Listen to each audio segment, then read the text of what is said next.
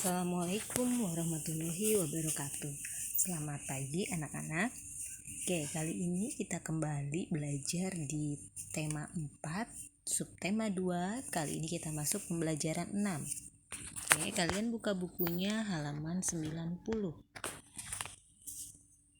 Oke, sudah dibuka bukunya halaman 90. Simak baik-baik dan perhatikan bukunya. Apakah kamu masih ingat tentang cerita taman bermain yang hilang? Ayo temukan pesan moral dalam teks tersebut. Nah, kalian ingat ada cerita taman bermain yang hilang di subtema 1. Oke. Nah, Bu Intan akan kembali bacakan cerita itu. Kalian buka bukunya kembali. Halaman 6. Oke, sudah dibuka halaman 6, ada cerita taman bermain yang hilang. Bu Intan bacakan kembali, kalian simak baik-baik. Nah, nanti kalian temukan pesan moral yang ada dalam cerita ini. Ya, taman bermain yang hilang. Malam hari merupakan malam yang ditunggu oleh Kupi, kepiting kecil. Ia menikmati saat-saat berjalan perlahan di gundukan pasir bersama ayahnya. Mereka menanti datangnya air pasang yang akan membawa mereka ke dunia yang berbeda. Ya, Kupi selalu menanti saat-saat mereka terhempas oleh air pasang, lalu tiba di hutan bakau. Nanti di sana ia pasti akan bertemu dengan teman-teman kecilnya yang lain. Upi si udang kecil, Kuro si kura-kura, dan teman-teman yang lebih besar seperti bangau cilik dan Momo si monyet. Di antara akar bakau mereka bisa bermain kejar-kejaran, petak umpet, atau tidur di sela akar yang melintang. Seru sekali saat-saat itu. Ada kalanya mereka berpisah terbawa oleh pasang surut, kembali ke laut bebas. Namun suatu hari mereka bertemu lagi dan bermain bersama lagi. Suasana di hutan bakau tentu berbeda dengan suasana di laut lepas. Airnya pun berbeda. Tidak asin seperti air laut, tetapi tidak juga tawar. Kupi tidak tahu apa namanya. Berbeda, tetapi Kupi dan teman-teman tetap bisa bermain dengan nyaman. Malam itu di pesisir pantai, Kupi bertanya pada ayahnya, "Ayah, mengapa kita tidak lagi pernah bisa bertemu dengan bangau putih, teman ayah?" "Aku juga sudah rindu bertemu dengan sahabat-sahabat kecilku. Aku sudah lama sekali tidak bertemu dengan Upi, Kuro, bangau cilik, dan Momo. Mengapa sekarang susah sekali kita bertemu dengan mereka ya?" Sambil berjalan pelan di gundukan pasir, ayah Kupi menjelaskan perlahan. "Kupi, sayang sekali hutan bakau tempatmu bermain sudah rusak. Ayah dengar dari paman nelayan, manusia di pesisir pantai sana ingin membuat bangunan-bangunan yang tinggi menjulang. Mereka butuh lahan yang luas. Mereka menebang habis hutan bakau. Mereka membangun gedung tinggi menjulang ke langit di atas taman bermain itu." Ayah menjelaskan perlahan. Sesungguhnya ia tidak ingin Kupi sedih, tetapi bagaimana lagi? Ayah tidak ingin Kupi terus menanti tanpa kepastian. Kupi tertunduk sedih. Pupus sudah harapannya bertemu lagi dengan sahabat-sahabat kecilnya. "Mengapa manusia begitu jahat, Ayah? Mengapa manusia tidak memikirkan kita, makhluk kecil di pesisir pantai? Mengapa manusia hanya memikirkan dirinya sendiri?" Kupi meratap perlahan, namun penuh amarah. Ayah ingin menenangkan hati Kupi. Ia menambahkan, "Sebenarnya ketika hutan bakau tempatmu bermain ditebang, manusia pun menerima akibat buruknya. Kupi, air laut akan semakin mudah mencapai daratan. Tidak ada lagi pohon bakau yang menahan. Lama-kelamaan, air tanah di sekitar pantai akan menjadi air asin. Manusia kan tidak bisa minum air asin, Kupi." Ayah berusaha menjelaskan panjang lebar. Ayah kemudian menambahkan, "Dengan rusaknya pantai akibat penebangan bakau, kegiatan manusia pun menjadi terganggu. Sekarang wisatawan yang berkunjung ke pantai ini semakin berkurang. Para pedagang yang dulu berjualan di sekitar sini tidak ada lagi. Pemandu wisata yang biasa menjelaskan tentang keindahan pantai dan hijaunya bakau pun sudah jarang terlihat.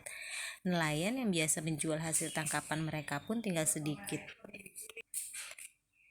Upi tidak terhibur oleh penjelasan ayah. Pikirnya, biarkan saja manusia menerima akibat dari perbuatannya sendiri. manusia memang sering tidak bijak. Kupi hanya ingin berdoa, semoga suatu saat nanti hutan bakau akan kembali. Semoga suatu saat nanti ada lagi taman tempatnya bermain. Semoga suatu saat nanti ia masih bisa bertemu dengan sahabat-sahabat kecilnya. Upi hanya bisa berdoa, semoga kelak manusia bisa bertindak lebih bijaksana. Semoga. Nah, itulah cerita dari taman bermain, ya.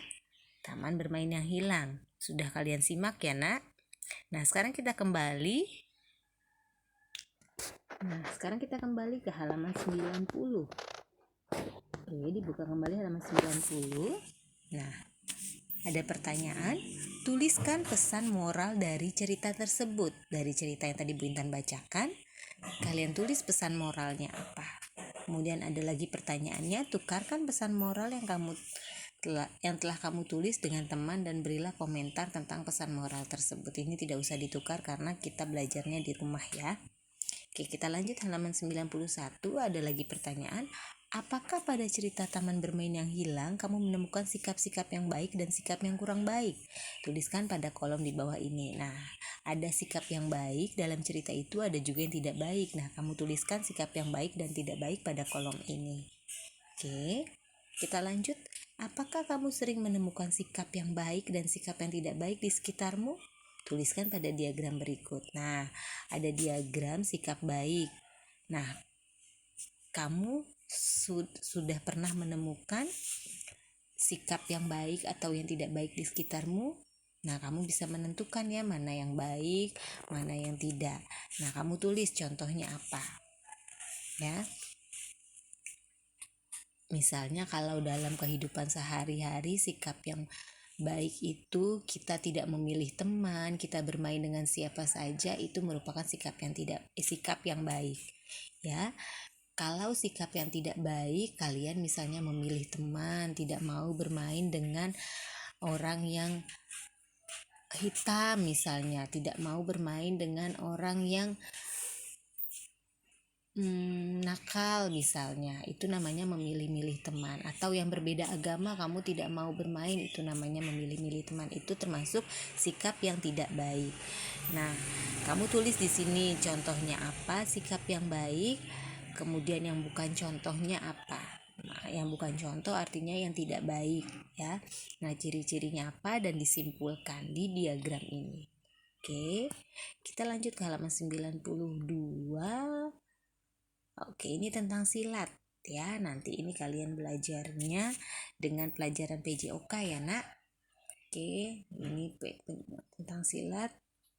Sekarang kita lanjut halaman 94.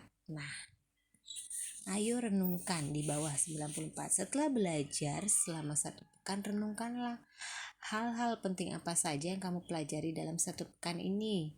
Nah, di pelajaran subtema 2, hal penting apa yang sudah kamu pelajari. Nah, kemudian manfaatnya untuk dirimu, orang lain, dan lingkungan. Nah, nilai-nilai apa yang dapat kamu terapkan dalam kehidupan sehari-hari. Ya. Oke. Nah, dikerjakan anak-anak latihan dari cerita Taman Bermain yang Hilang. Ya, nanti dikerjakan, ditulis, setelah itu dikumpulkan ke Bu Intan. Oke, anak-anak, Bu Intan akhiri pembelajaran kita hari ini. Semoga bermanfaat untuk diri kita semua.